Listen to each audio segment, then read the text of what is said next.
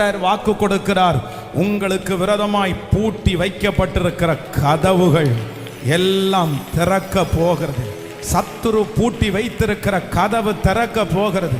மனிதர்கள் பூட்டி வைத்திருக்கிற கதவுகள் திறக்க போகிறது. தாவீதின் திறவுகோலை உடைய என் அன்பின் தெய்வம் இன்று வாக்கு கொடுக்கிறார். அவருடைய அனுமதி இல்லாமல் யார் பூட்ட முடியும்? அவரால் திறக்க முடியாத கதவு என்று ஒன்று உண்டோ? அவரால் உடைக்க முடியாத பூட்டு என்று ஒன்று உண்டோ? அவர் வெண்கல கதவுகளை உடைத்து, இருப்பு தாழ்பாள்களை முறித்து, அந்தகாரத்தில் இருக்கிற பொக்கிஷங்களையும் ஒளிப்பீடத்தில் இருக்கிற புதையல்களையும் நல்ல கரங்களை தட்டி கதவுகள் நமக்காக திறக்க போகிறது. நமக்காக கதவுகள் திறக்க போகிறது.